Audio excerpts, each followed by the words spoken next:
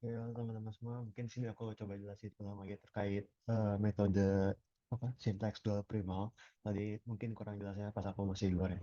Nah, di sini sebelum kita masuk ke dual primal, mungkin sedikit mengulang apa eh, si konsep dari si Slack itu sendiri, ataupun dari Slack maupun artificial ataupun surplus variable itu.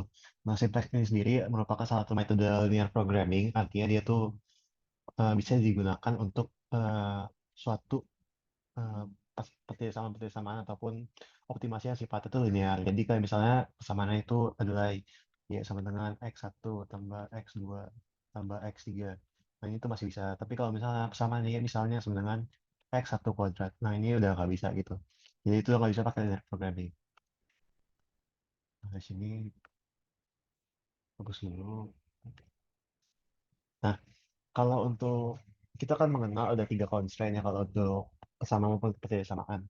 Bisa yang kayak gini, lebih kecil sama dengan, ataupun yang sama dengan, ataupun yang bisa sama dengan. Nah, kita tahu kalau misalnya lebih kecil sama dengan ini, berarti itu misalnya persamaannya ini ya. Nah, itu tuh solusinya akan ada di sebelah kiri di sini. Sementara kalau yang sama dengan, dia tuh solusinya ada di garis ya. Tapi kalau yang ini, yang lebih bisa sama dengan, dia solusinya bakal ada di sini. Nah, makanya eh, untuk yang untuk yang kecil sama dengan, dia tuh kan karena ada di sini, kita mencari yang di sini. Nah, makanya itu dia ada jarak antara si yang mau kita cari sama si garis ini.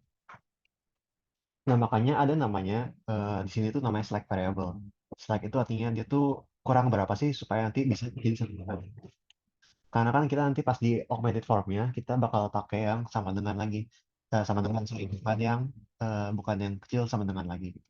Makanya ada slack variabel untuk mengakomodasi supaya nanti dia tuh persamaannya yang ada sama dengannya ini jadi benar gitu. Jadi itu kayak selisih antara si solusi yang mau kita cari dengan si garis garis persamaannya ini. Tuh. Nah, sementara kalau misalnya dia ada di garis ini, nah itu tuh dia kan berarti kan pakai sama dengan ya pas di awalnya di constraint-nya. Pas di augmented form-nya dia kan juga tetap sama dengan. Nah, dia tuh nggak butuh slack ataupun nggak butuh surplus variable, tapi dia butuh artificial variable namanya. Nah, artificial variable ini dia tuh fungsinya adalah untuk oh ya dia kan bakal jadi dua fase ya kalau untuk sama dengan itu. Nah, di fase pertamanya itu dia tuh kalau nggak ada artificial variable dia tuh bakal susah dapet eh, solusi sementara yang memenuhi untuk fase pertamanya gitu. Jadi itu untuk membantu mencari solusi sementara di fase pertama. Nah, sementara kalau yang lebih bisa sama dengan dia kan ada di sini. Nah, ini konsepnya sama kayak yang lebih bisa sama dengan tadi. Nah, itu bakal ada jarak di sini. Nah, itu diakomodasi dengan adanya surplus variable. Surplus variable itu berarti dia tuh kelebihan. Nah, dia tuh lebihnya seberapa sih supaya nanti pas di augmented form dia bisa jadi sama dengannya itu benar di persamaan sama dengannya. Mungkin supaya lebih jelasnya ada web yang menjelaskan ini juga.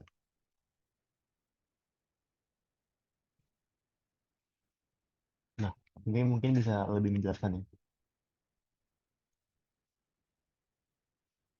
Jadi select variable itu merepresentasikan yang si resource yang nggak dipakai gitu. Makanya tadi kan jarak antara si yang mau kita cari sama garisnya itu. Supaya nanti bisa persamaan augmented-nya yang ada sama dengan itu jadi benar kalau misalnya kita pakai variable. Surplus variable sebaliknya kalau misalnya kelebihan kita harus kurangin supaya nanti persamaannya jadi benar. Kalau artificial ya tadi cuma buat membantu doang. Nah, si artificial ini itu dia nggak ada arti secara grafisnya. Jadi dia cuma variable benar-benar buatan aja untuk mencari solusi inisial ataupun solusi sementara yang pertamanya gitu di fase pertama. Kalau kita pakai metode dua fase. Nah, di sini ada perbedaan juga nanti bisa dibaca sendiri ya.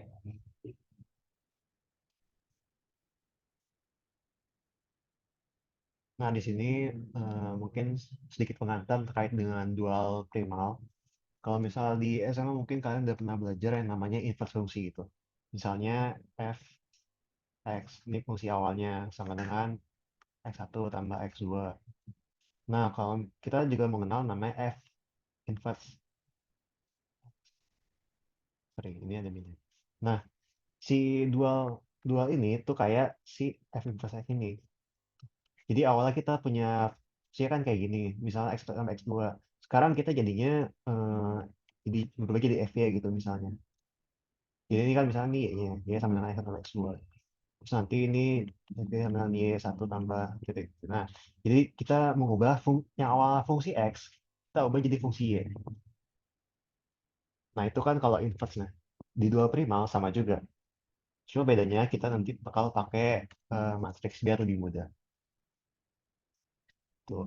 Nah, itu dia tuh sebenarnya ada beberapa fungsinya. Salah satu fungsinya adalah untuk mengecek apakah kita udah benar gitu nggak di primalnya.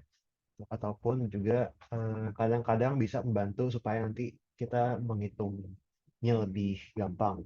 Kadang-kadang. Terus seharusnya solusi yang di primal sama solusi yang di dual tuh sama, nggak beda. Kecuali kalau misalnya persamaannya itu apa sih? Oh, sorry, constraint itu nggak visible gitu. Artinya dia tidak memiliki solusi yang memenuhi ataupun nggak jelas gitu solusinya. Tuh, kalau misalnya beda, kemungkinan antara eh, yang kayak rumuskan itu salah ataupun eh, solusinya nggak visible. Nah, di sini ada ketentuan-ketentuannya. Eh, nah, ini bisa dibaca sendiri aja nanti.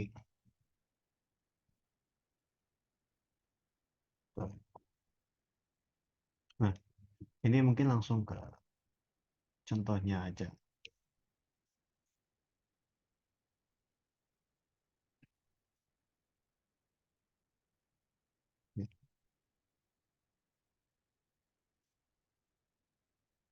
Oke, di sini ada contoh soal yang di PPT ya. Nah, dia tuh ada suatu, ya ini kayak biasa lah, ada constraint dan ada variabelnya dua biji. Ini ada x1, x2, berarti dua variabel. Terus dia tuh minimumkan atau minimize. Tuh, constraintnya ada tiga. Nah, di sini yang pertama mau dicari adalah gimana sih formulasi model dualnya dan tentukan solusi optimum. Bla, bla, bla. Terus yang A ya mungkin ini agak sorry, ini emang template ya. Jadi kayak tinggal diikutin aja gimana cara formulasinya. Itu eh, basically tinggal benar-benar ikutin step by stepnya. Tapi yang di B ini tuh agak agak konseptual. Mungkin itu yang bakal agak repot karena mungkin di kelas agak kecepatan ya, jadi mungkin agak kurang jelas gitu. Terus yang C juga nanti itu bakal eh, benar-benar prosedural, tinggal diikutin aja. Kalau yang D cuma gambar doang itu nggak bakal terlalu pakai sih. Nah di sini eh, kita mau supaya si modelnya itu sama dulu tuh kayak model yang dibutuhkan untuk mengubah ke model dual. Nah di sini si model primalnya harus bentuknya kayak gini. Minimize Z sama dengan C X bla bla bla, bla. Nah, di sini constraint-nya harus punya yang tandanya itu besar sama dengan. Nggak boleh kecil sama dengan. Kalau misalnya tanda kayak gini, itu harus dikali dengan min satu. Supaya nanti bisa tandanya berubah jadi kayak gini semua. Jadi lebih bisa sama dengan semua. Pokoknya semuanya itu harus seragam sebelum dimasukin ke dalam matriks yang mau ditranspose.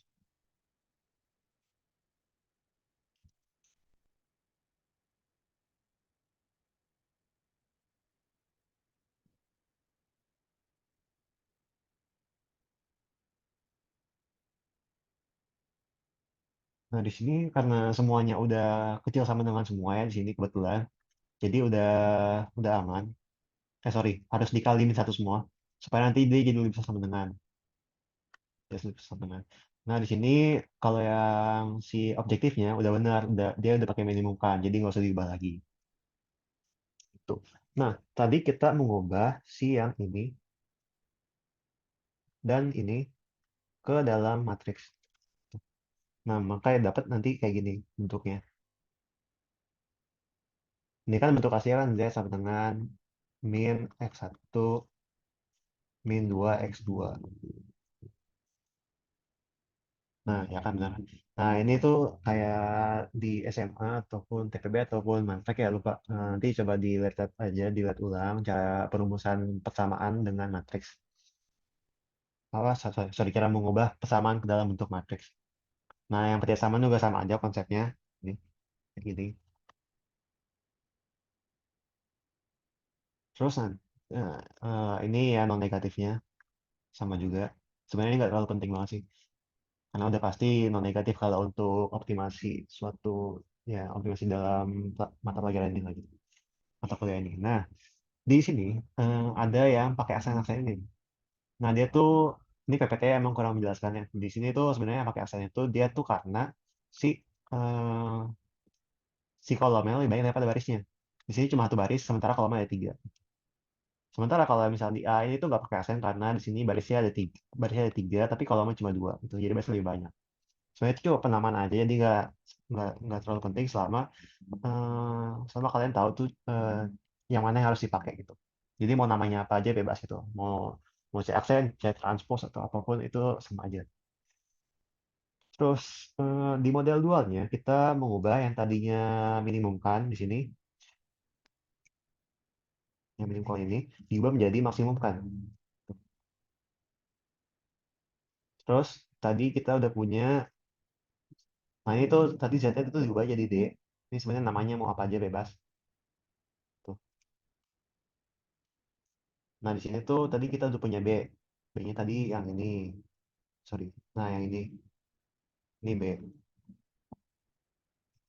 Ini X. Ini A. Nah, si B-nya itu ditranspos jadi kayak gini. Jadi kita masukin aja. Terus dikali dengan Y. Y-nya itu ada tiga karena B-nya itu ada tiga. Ada tiga baris, Y-nya ada tiga kolom berarti. Jadinya si jumlah Y-nya ini, dia tuh sesuai eh, dengan jumlah konsennya itu ada berapa? Sini kan satu, dua, tiga. Nah, itu sama dengan jumlah Y-nya. Jadi nggak sama dengan jumlah variabelnya, tapi sama dengan jumlah constraint-nya. Jadi akan dibalik gitu, kalau pas di dualnya. Nah, lalu hmm, nah itu tinggal ikutin aja, yang lainnya juga sama aja, mengikuti aja di transpose. Nanti setelah itu hmm, tinggal sesuaiin lagi lah supaya nanti siap siap untuk masuk simplex. Mau dikaliin satu, mau diapain, nah itu nanti disesuaikan saja kayak yang sebelum-sebelumnya supaya nanti dikerjakannya lebih lebih mudah. Dikasih variabel surplus, variabel select dan kawan-kawannya. Lalu di sini, nah ini dikerjakan sampai nanti dapat hasil akhirnya seperti ini. Di sini ada yang namanya shadow prices, ada yang namanya opportunity cost. Nah, ini tuh apa? Nanti aku jelasin. Ada juga artificial. Artificial nih kayak biasa yang artificial variable. Nggak terlalu diperhatikan kalau artificial, cuma digunakan untuk dua fase aja. Karena ini kebetulan dua fase ya. Kalau nggak dua fase berarti emang nggak ada artificial. Dan di sini kan biasa kan kita ambil hasilnya tuh yang di sini ya, yang di bagian sini. Tapi kalau misalnya kita pakai dual, itu hasil yang kita mau tuh yang di bagian sini. Karena kan kita kan nyari Excel di awal di primalnya. Nah, kita tuh kalau mau cari Excel di sini. Ini X satunya, X2-nya, X3, 3, 4, 5 di sini. Nah, yang X1, X2 ini kan sebenarnya variabel asli ya, pas di apa? Variabel yang dikonstrainkan di awal pas dia masih berbentuk primal. Sementara X3, X4, X5 itu kan pas di primal itu sebagai slack ataupun surplus. Nah, jadi itu eh, untuk yang jadi untuk yang jadi apa surplus ataupun slack di di dualnya, ini kan di E4 sama Y5 ya. Nah, ini kan sebenarnya kan ini tuh slack ataupun surplus di bagian dual. Tapi di bagian sininya dia tuh jadi variabel yang mau dicari di bagian primalnya. Jadi yang slack di sini malah dia tuh dicari di primal. Sementara kalau yang di sini yang dia yang dicari itu yang apa ya, masuk ke constraint awalnya di 1 E2 E3 ini.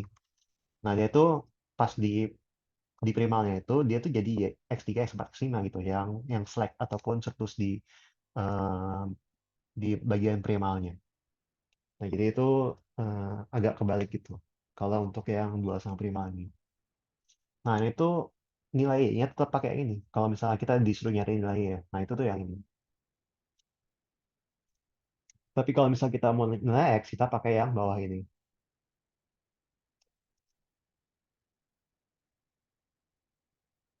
Nah, di sini, nah ini tinggal direkap aja. Nah, ini kan X-nya ya, X1, X2, X3, X4, X5 bintang. Ini tuh ambil dari yang sini. Nah, ini diambil ke sini. Lalu yang ini itu diambil dari yang tadi, yang ini. Nah, seperti itu. Nah, ini tuh nanti bakal jadi penting buat analisis sensitivitasnya yang di bagian dual.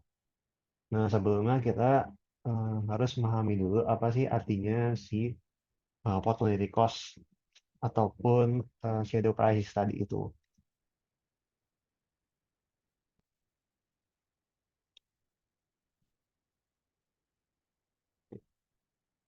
Nah, di sini kalau kita lihat shadow price itu adalah eh, si jumlah dari nilai nilai fungsi objektif yang optimal dengan adanya perubahan pada unit of that resource, unit dari si apa si barang itu. Jadi kalau misalnya kalian ditanya di soal tentang UWOR, ini tuh unit worth of resources.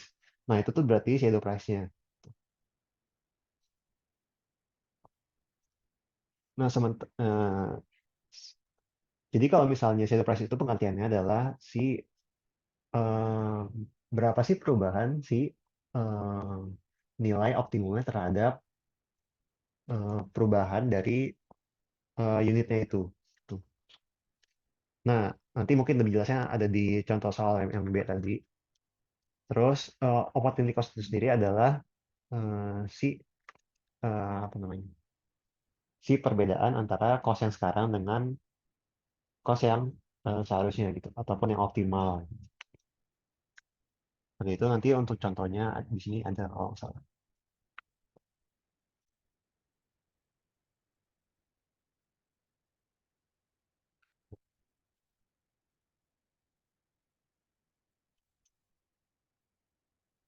Nah, itu intinya eh, si si dua benda ini digunakan untuk mengoptimasi supaya nanti eh, nilai yang kita peroleh itu bisa optimal.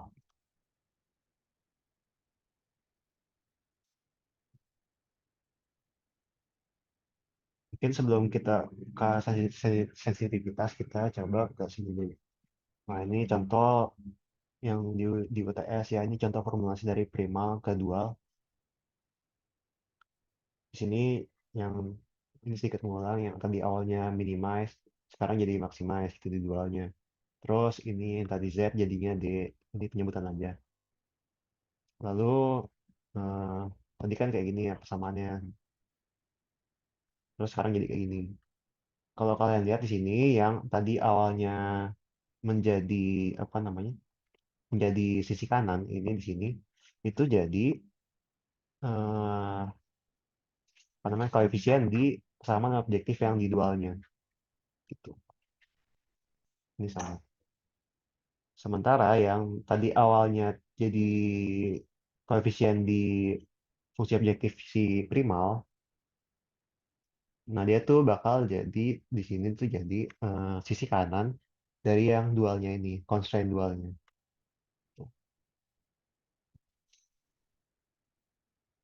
Nah, seperti itu. Lalu yang tadi kan jumlah si apa si constraint-nya kan kalau sini kan tiga di dualnya. Sementara jumlah variabelnya ada sini ada lima sini jumlah variabelnya. Satu, dua, tiga, empat, lima. Sementara kalau yang di primalnya tadi itu constraint-nya yang ada lima, satu, dua, tiga, empat, sama itu dia, lima. Nah, tapi variabelnya cuma ada tiga. Jadi kebalik, akan dibalik seperti itu. Terus kalau misalnya kita lihat hasilnya, si yang udah kita kerjain ini,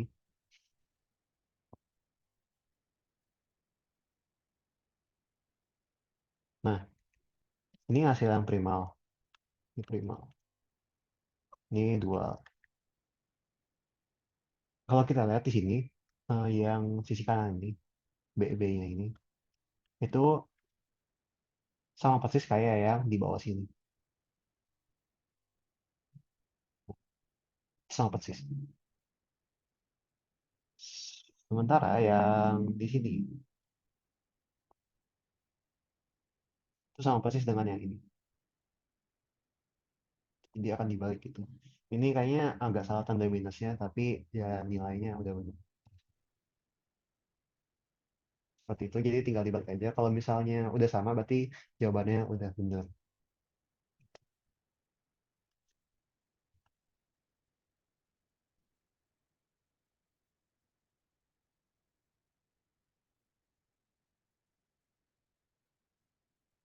Oke, kembali ke PPT.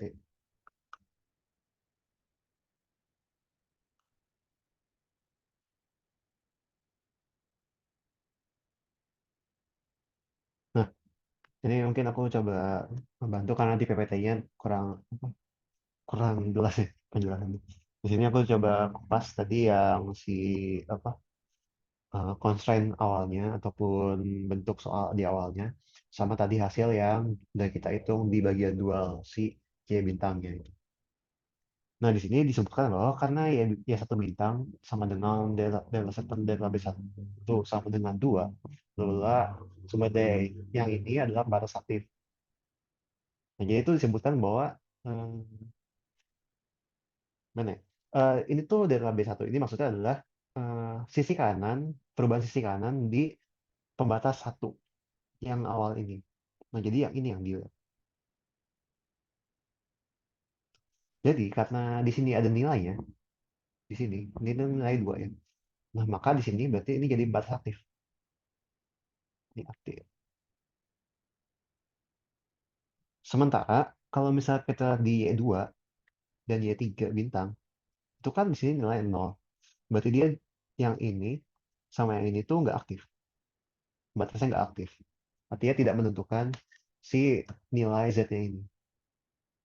Tuh. Mau diubah berapapun si apa sisi kanannya ini, dia tuh nggak akan menentukan si nilai Z-nya. Nggak akan mengubah nilai Z-nya. Nah, di sini kan di soalnya tadi diubah ya si apa si B sisi kanannya ini yang ini mau diubah dari 2 jadi 2,5 gitu. Nah, berarti kita punya kita punya selisih ataupun delta B-nya itu sebesar 0,5. Nah, kita tahu di sini bahwa kita ada ini delta Z per delta B1 sama dengan 2. Berarti delta Z sama dengan 2 delta B1. Artinya untuk perubahan delta B1 sebesar misalnya 0, ini sih kan 0,5 ya. Berarti si delta Z-nya akan berubah sebesar 1. Apakah benar? Nah, kita lihat sini. Nah, ini kan benar ya. Betul. Jadi seperti itu aja konsepnya. Kalau untuk yang itu namanya tadi unit worth of resources ataupun shadow price. Nah, itu seperti itu shadow price itu.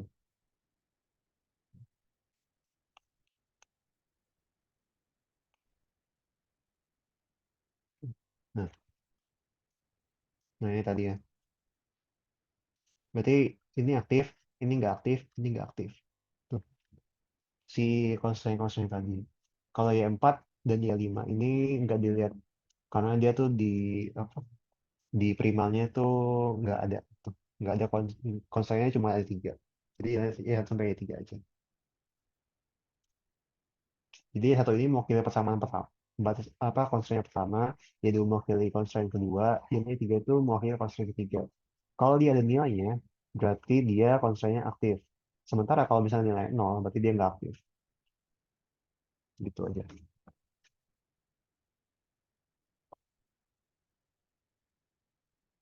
Nah, ini terus yang C, ini prosedural, silakan diikuti saja. Gimana caranya nanti tinggal dibaca-baca. Nah, ini ya seperti itu.